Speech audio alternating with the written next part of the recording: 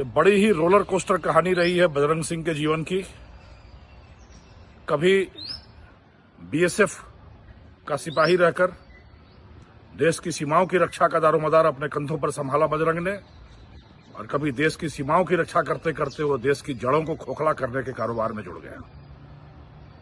यह अत्यंत ही खेदजनक विकास है उसके जीवन का, जब कभी एनएसजी कमांडो रहकर 7 साल तक एनएसजी कमांडो के रूप में सेवाएं देते हुए मुंबई में 26/11 जो अटैक हुआ था, जो आक्रमण हुआ था होटल ताज पर, उससे निपटने के लिए गई बहादुर जांबाजों की टोली कमांडो बजरंग उस टीम का सदस्य। पूरी खबर मैं आपको बताता हूं। पूरी खबर जो है दोस्तों राजस्थान से जुड़ी हुई है, जहां पर राजस्थान की एंटी टेररिस्ट स्क्वाड ने गांजा तस्करी के सरगना बजरंग सिंह को गिरफ्तार किया है, जो कि पूर्व एनएसजी कमांडो है।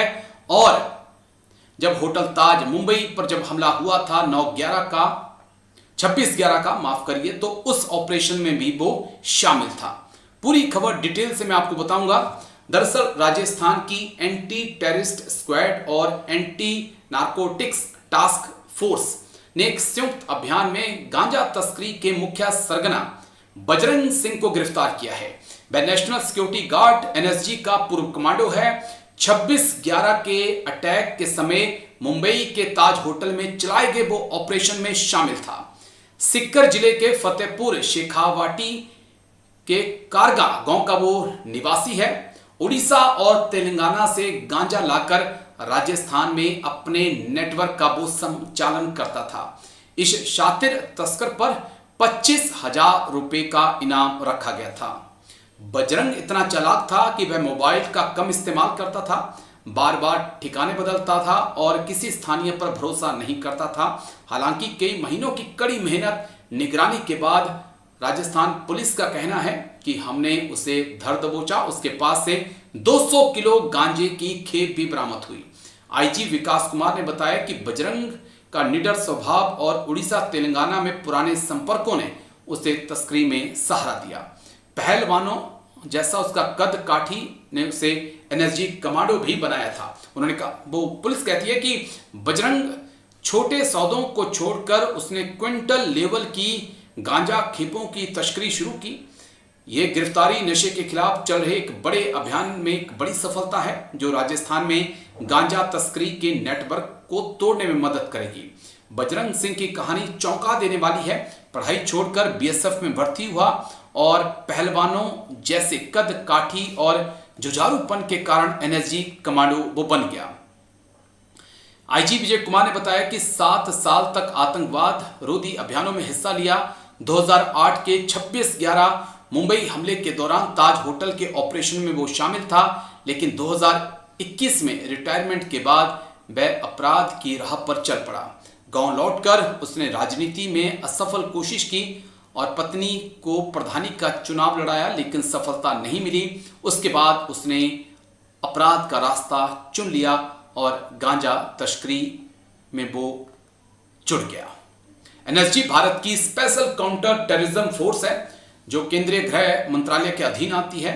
आतंकवाद से निपटने के लिए 1986 में स्थापित प्रतिष्ठित फोर्स बंधकों को छुड़ाने, बम डिफ्यूज करने और वीआईपी को सुरक्षा मुहैया कराती है। एनएसजी में भारतीय सेना और केंद्रीय सशस्त्र पुलिस बलों के जवान शामिल हैं। इसे ब्रिटेन की एसएस, जर्मनी की जीएसजी 9 जैसी स्पेशल फोर्सेस की तर्ज पर तैयार किया जाता है। लेकिन मानना पड़ेगा, सोचना तो यह भी पड़ेगा कि ऐसे क्या कारण हुए कि एक रिटायर्ड एनएसजी कमांडो को जो है वो अपराध का रास्ता चुनना पड़ा।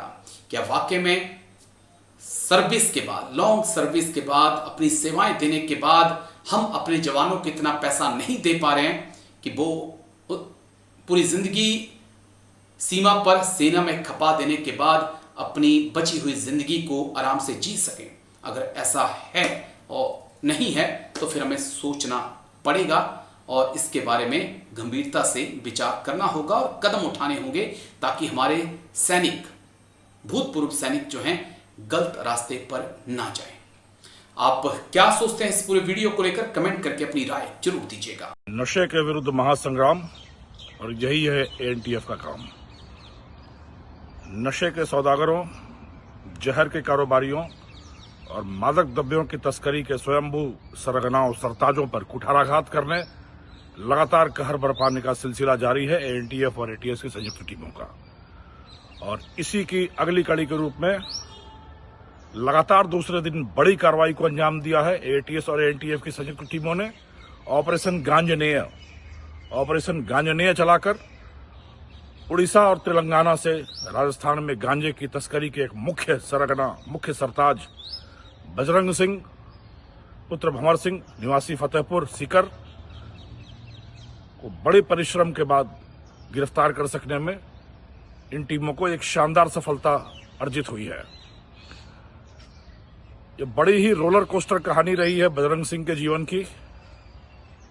कभी बीएसएफ का सिपाही रहकर देश की सीमाओं की रक्षा का दारोमदार अपने कंधों पर संभाला बजरंग ने, और कभी देश की सीमाओं की रक्षा करते करते वो देश की जड़ों को खोखला करने के कारोबार में जुड़ गया। यह अत्यंत ही खेदजनक विकास है उसके जीवन का, जब कभी एनएसजी कमांडो रहकर 7 साल तक एनएसजी कमांडो के रूप में सेवाएं देते हुए मुंबई में 26/11 जो अटैक हुआ था, जो आक्रमण हुआ था होटल ताज पर, उससे निपटने के लिए गई बहादुर जांबाजों की टोली कमांडो बजरंग उस टीम का सदस्य था।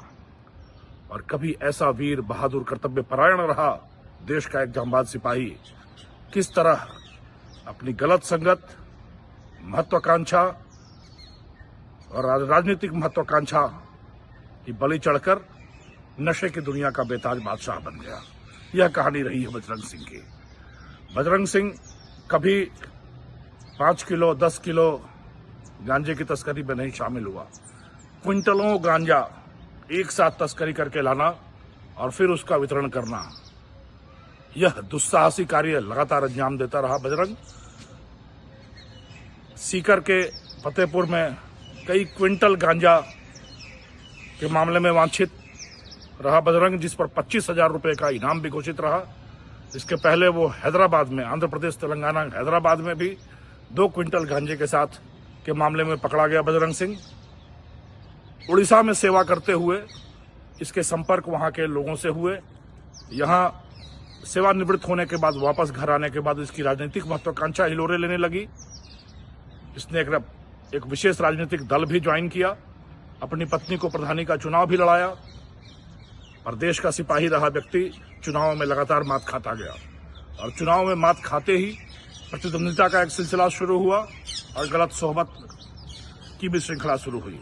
उसी गलत सोहबत में आकर गांजे की तस्करी का एक राग अलापा इसके किसी सहयोगी ने। वह राग अलापते ही इसने अपने उड़ीसा और आंध्र प्रदेश के पुराने सहयोगियों को तलाशा और उनके सहयोग से एक बहुत बड़ा नेटवर्क स्थापित किया राजस्थान में गांजा तस्करी का।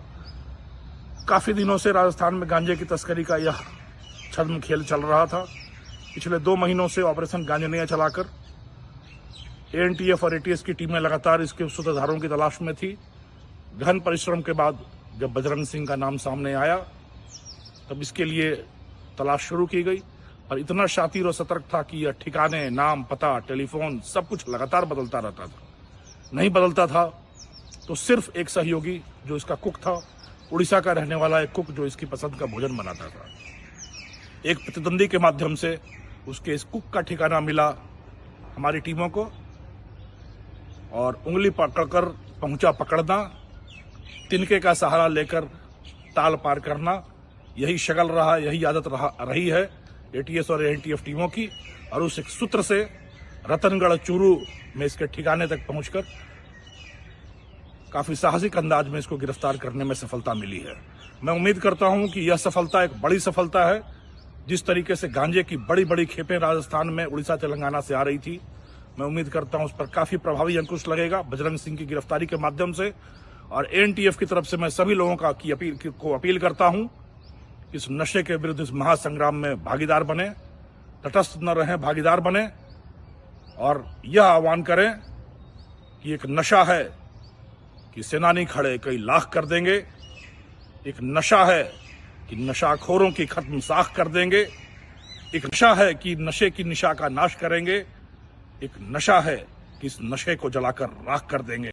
आइए हम सब एक दूसरे के साथ कंधे से कंधा मिलाकर इस नशे के महादानव के खिलाफ, इस पिशाच के खिलाफ अपने पांव स्थिर करके एक साथ कंधे से कंधा मिलाकर, कमर कसकर, कटिबद्ध होकर इस दानव से निपटने को जूझ पड़े और इस दानव का समूल विनाश करें। राजस्थान को पुण्यमयी, पावन, पवित्र धरती के रूप में वापस पुनर्स्थापित कर इस नशे के दानव का महाविनाश करें। हम सब एक साथ मिलकर इस हेतु काम